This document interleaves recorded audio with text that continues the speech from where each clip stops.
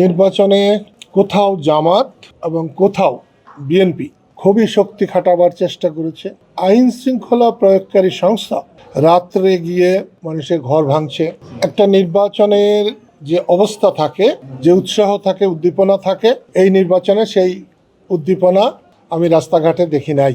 আসলে আমাদের কৃষক শ্রমিক জনতা লীগ এই নির্বাচনে অংশ নেয় নাই, কিন্তু যার কাছে রাজনীতি শিখেছি সেই আমার বড় ভাই লতিফ সিদ্দিকী, তিনি স্বতন্ত্র প্রার্থী হিসেবে কালিহাতীতে দাঁড়িয়েছেন, আমরা তাকে সমর্থন করেছি। এজন্যে নির্বাচনী প্রচারণায় যা করা দরকার আমরা করার চেষ্টা করেছি, এবং সেটা করতে গিয়ে দেখেছি যে রাস্তাঘাটে মানুষের অতটা উৎসাহ নাই। নির্বাচনে কোথাও জামাত এবং কোথাও বিএনপি খুবই শক্তি খাটাবার চেষ্টা করছে। এমনি ঘটনা টাঙ্গাইলে তেমন ঘটে নাই।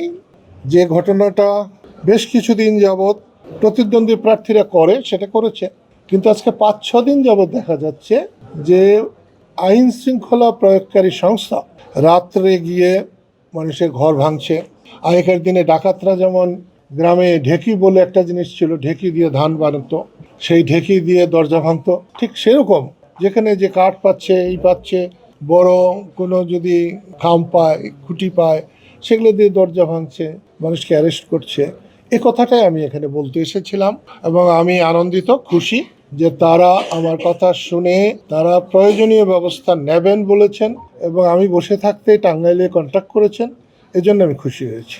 আপনাদের আমি একটা ছবি দেখাতে পারি, যে এইখানে দেখুন, আগেকার দিনে ডাকাতরা কোনো বাড়িতে ডাকাতি করতে গিয়ে যখন লাঠি দিয়ে ওই যে ঢেকি দিয়ে ভাঙতো, সেরকম ভাঙছে।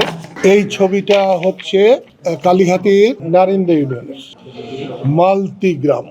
রাত্রিবেলা 2টার সময় কারো বাড়িতে সিসি ক্যামেরা ছিল বলে এই ছবিটা এসছে, আর না থাকলে তো আসতে পারতো না।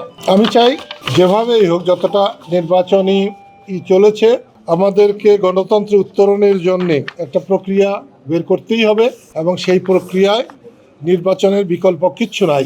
এই নির্বাচনে অংশগ্রহণমূলক হয়ে উঠছে না, এটা সত্য, কিন্তু পরে হবে। এই নির্বাচনের মধ্য দিয়ে পরে অবাধ, নিরপেক্ষ, অংশগ্রহণমূলক নির্বাচন হবে, এটা আমাদের প্রত্যাশা।